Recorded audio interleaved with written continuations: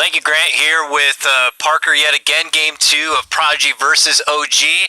Another interesting draft. You know, this time for OG, it doesn't feel as hard countered, but it does still feel a bit unorthodox. Some of the panelists even dare said weird on this one. What are your impressions about it? It feels like Prodigy just kind of put themselves in a good, clean setup that's very meta. Again, we're looking at the odds very even on this one. Yeah, slightly more favoring OG, which is surprising, I think, because they lost game 1 and... You know, but OG, you know, they come back stronger after they lose game 1, I guess. So, or at least that's what the community thinks. At least on this one, we'll see if that's going to be the case. In my opinion, it feels like Prodigy set themselves up really well in game number 1. They've got the momentum. That should be a big morale boost for them.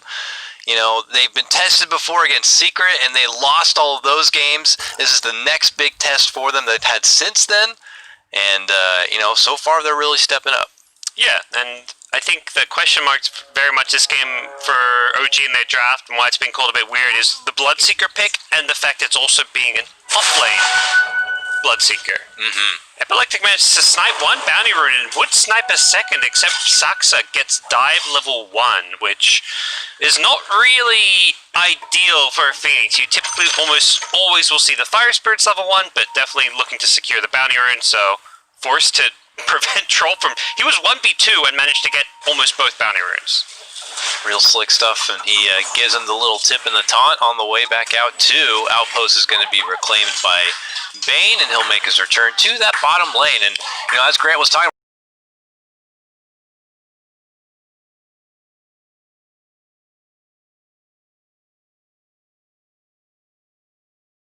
Bat Rider, now we have Bat versus Pango in the mid lane. Yeah, nice little swip swap, I think. FN's going to have a much, well, should have a pretty good time against the Pangolier. With the napalm stacks, you do have a pretty good kill threat. I think the mid-bat was kind of heavily nerfed when the flame break damage was heavily reduced, so we don't... Quite a bit in this bottom lane. That's what Banes typically do, of course, and as you mentioned, with Saxa having the early point into Icarus dive, it's a bit awkward to be as assertive in the lane as a Phoenix. So they're trying to take full advantage of that on the Prodigy side where possible. Mid 1 is going to be chewing through a lot of his region early. It could see himself potentially first-blooded. Now they're chasing for the Courier. A pocket to hide in. He heals up quite a bit, but they're not done yet. They go back in. They got more right clicks. Do they have any more nuking damage? Certainly they do, and there it is. First blood is going to be on to mid 1 here, as Prodigy just taking full advantage early on what the Phoenix is not able to do on the offensive. Yeah, they used the salve and everything. I think that was Saxa Phoenix passing one over, but yep, Epileptic helps secure the kill. He Orb of Venom, so his lane's going to get even tougher, and 4 stacks mid lane onto Thompson. He's getting burnt up from FN here as he tries to capitalize on it. They fight under the tower, but it is going to be FN who gets the kill secured first. That was close. He was so close to dying before getting the kill. And that's those 1-for-1 kill trades. When you get the kill just before, it makes such a big difference with the experience. A full level advantage for the Bat Rider now, and they're both going to get back. In here, we see Sumail getting hit with that siphon, bullied all the way back. TM 9 CS. Sumail going for another kill mid, by the way. Not a lot, but Thompson's got no short buckle. He insta TPs and dies. Oh. That is a tough pill to swallow there for OG, as he's got to do that long walk of shame all the way back to the mid lane. This Bat Rider is going to be way full in ahead at this point. So the problem, he TP'd and instantly he gets the kill. No tail to the top lane. TP's in with the momentum from his creeps. This is the one lane that is kind of going okay for OG, you know, with how much farm Sumail's been able to pocket at 21 and 5. But obviously things going a bit difficult elsewhere here as pressure continues to hit on the mid 1 too. It's a level 5 bat against a level 3 Pangolier. I don't think you want...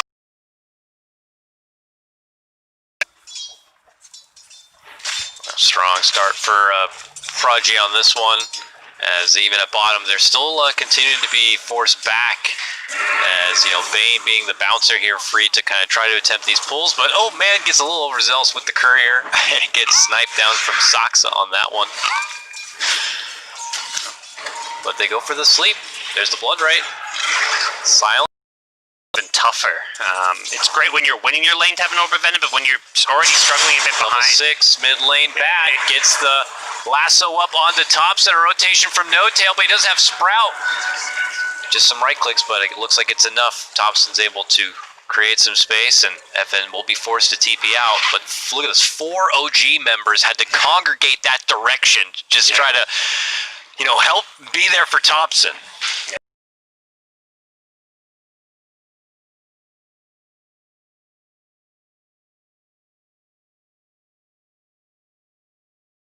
Sorry, but he was in potential trouble there in the bottom lane. Had to get the blood right out. But you're exactly right. Just most of that attention towards that 5-minute bounty, trying to maybe do a little bit of the greedy, efficient thing on the Bat Rider, but is able to pull a lot of focus there from OG. Yeah, two lanes going very poorly for OG. You mentioned though Sumail farming well, and I think something Peter highlighted was that see Sumail have a big game. 6-minute rune is a haste at the bottom, which Thompson will be able to bottle up for himself. Still only level 4, trying to muster up the levels while FN is about to etch his level 7 on his Bat Rider here. Ooh, that is a huge difference. Yeah. Well, Thompson perhaps a little bit rusty. He's been spending a lot of time overseas and not playing a whole lot of Dota, so. You know, get back into the swing of things with recent balances and changes, getting just that groove going again. As you see bottom lane, a shift of the supports here as they kind of duke it out with each other on the side. But, oh man, can't step too far away. No Tail had been farming that jungle for quite a period, but the second that FN approaches, he sees easy food. Yep. Just roams in with a Firefly and the lasso, max out Firefly, and not much No Tail can do about that one. Come out in this top lane, going to be committed from Sumail. Right clicks to try to get the finish onto save. They are able to get the clean out there as No Tail does rotate in, and I guess that kind of goes along with the question. Is like, what is he looking to do in this early game? Because he's stuck farming on the side. Bottom mid one in trouble potentially yet again. I feel like I keep having to address bottom lane and mid one being almost in trouble, but they can't ever quite seem to get the finish. There they finally do it. The axe is coming out. They will chew through a lot of regen to play this lane, but he's okay with that since mid one his game is being absolutely destroyed. Just 2k net worth on the Bloodseeker so far. Invis-Rune was top. FN was able to deny it right in the face of Thompson. So nice little takeaway for him here. He's got about 1,200 gold, I imagine, thinking about and covering the entire game, it feels like. Every rune has gone kind of OG's way as far as the power runes, and the bounty rune denial as well when FN went aggressive, so the fact he's not being able to refill his bottle has limited, at least kind of stopped FN from completely running over this game. He's still obviously crushing mid and having take control of most, and it's enough to kind of force Prodigy to step off a bit. Yeah, it doesn't look like VPP want to commit too many heroes. Actually throw an Exorcism out top to try and pressure this tier 1, but they want the outpost control on OG side. Taking away that XP would be pretty nice. They've managed to also surround the Bane. They'll finish him off. FN comes in a little too late to kind of bail out his comrade, and they're not going to be able to contest the outpost.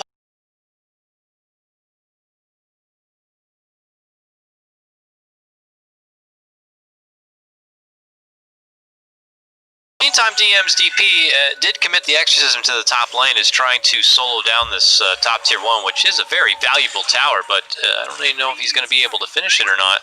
Doesn't look like it. It wears off. Usually that first Exorcism, if the tower's still full health, you get it down to like a bit below half, and that's what he's done so far.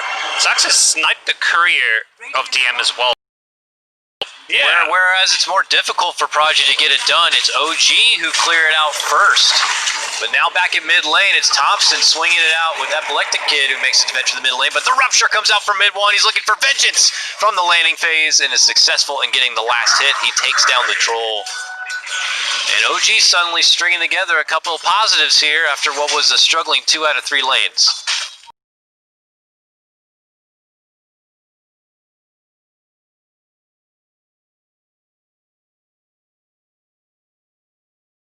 OG. Oh, they're thinking about moving on the bat here. Pump faking the ulti. The jump in from Sumail. He has the chrono. Not looking to commit it. Yeah, I think he should have used it when FN was still in the river before he got to the high ground, and they're going to now turn around on Sumail. I was going to say, the grip would have been there, though, and it's fully committed here. The blood right comes out, but it's too late, and Sumail is down and out. Thompson, though, begins to roll his way back and forth through. Right back to him, and here's DM now, sweeping him from behind. Got the Soul Siphon, looking to go for the support no-tail, Nature's Prophet, but now finds himself surrounded inside the Sprout into a Blood Right, but the Soul Siphon's there. Soul Siphon slowly getting burnt away. Another Rupture's there, FN forced to bail out. They can't finish up yet. They cannot get Thompson down. He's able to pop the wand, and suddenly Prodigy are on the back pedal. The chase is on.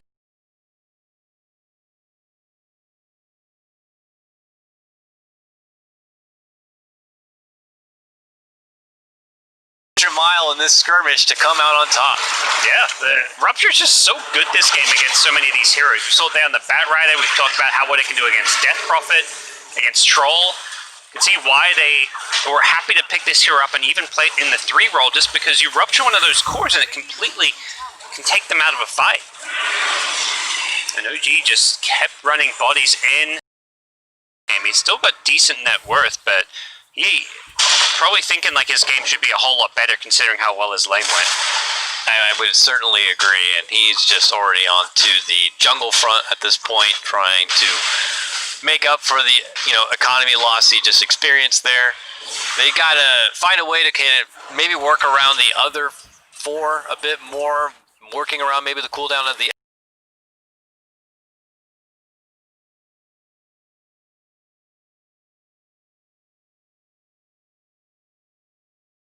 which is great, as you mentioned in the previous game. Lots of move speed, able to show up when necessary if a fight does break out. But who's going to start the fight? That's the kind of tricky thing.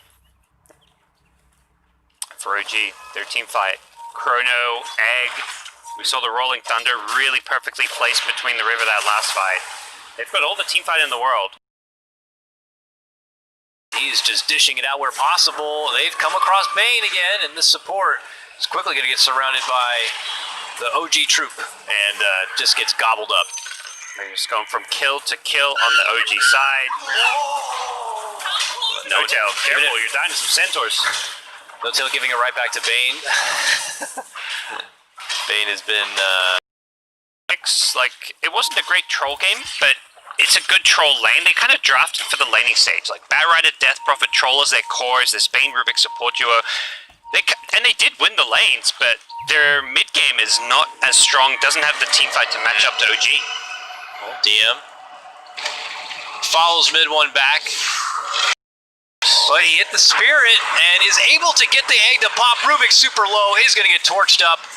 And on the other side, it is also a takedown from the FN there. Soxa securing both of them. Mid one cleans up another, and OG making another fight work for him. As they will lose Soxa here, DM has certainly not changed, whatever Dota season we're in. Yeah, they're just going to keep on brawling with you, running at you, taking fight after fight. Mid one's fitting in perfectly with the way he's playing this Bloodseeker, and just constantly ready to fight. He's 4-2-5. He had a terrible start to this game on Bloodseeker, but he is crushing it the last 5-10 minutes or so.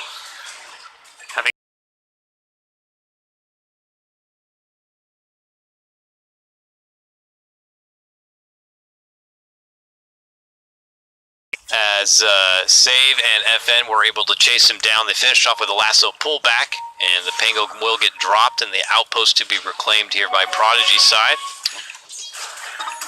Cheeky little observer ward there too. It does not get dewarded. Mid one put the sentry on the cliff, but that sentry does not give the vision of the obs unless you have to start putting their sentries elsewhere. It's so good, unless, like, it's one of those things where the 5 positions that can scout high ground and cliffs have so much more value because of it.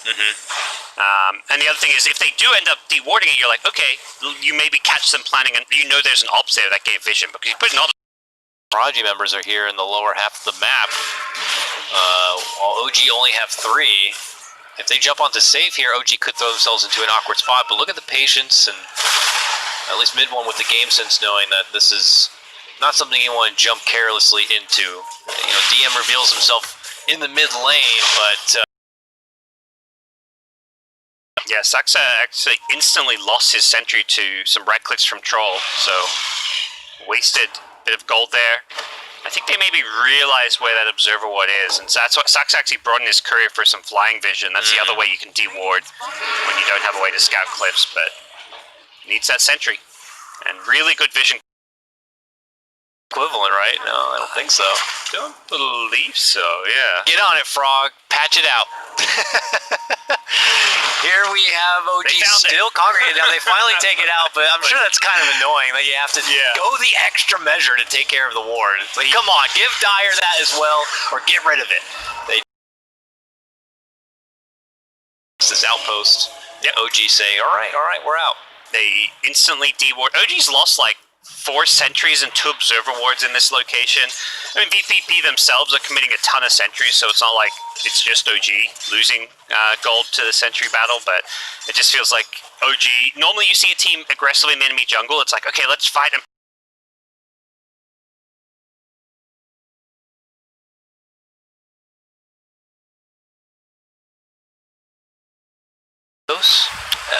On surface seems counterintuitive for what a Bloodseeker wants. You want him to move around a lot, and here you are rotting him. But obviously, rot him in place of Blood Right's good.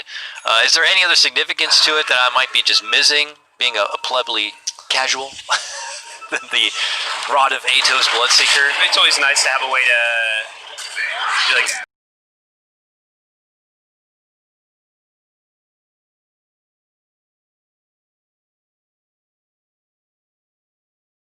A second way of doing that, so you can kind of rupture one hero like the troll or someone, then you can rot of Atos like the Death Prophet or Bat who wants to run in fights, because you can't rupture everyone until you get an Acceptor, then you kind of can. Absolutely. Unfortunately not something that can cancel TPs as we see, and why we even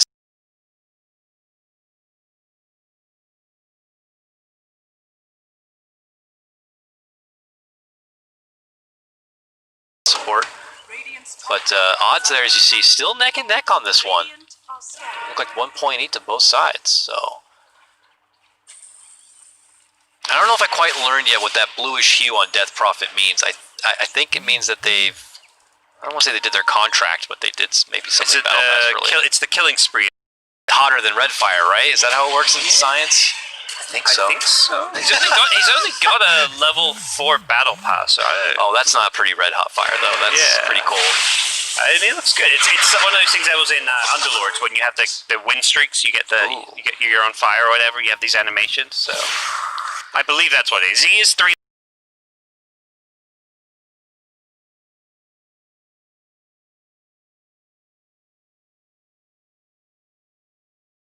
Pretty heavy utility on this one, has that pipe already complete and is going for the Lotus Orb next. Obviously Lotus Orb, very nice item to have when you're going against the pesky Rupture.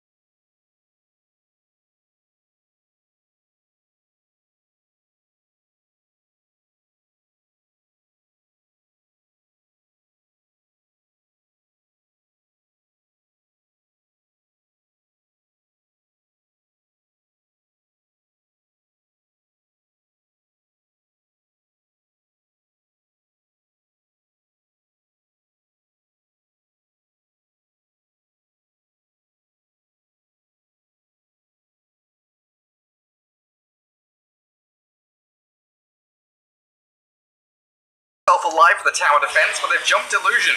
Earth Spirit down. It's that Dragon Tail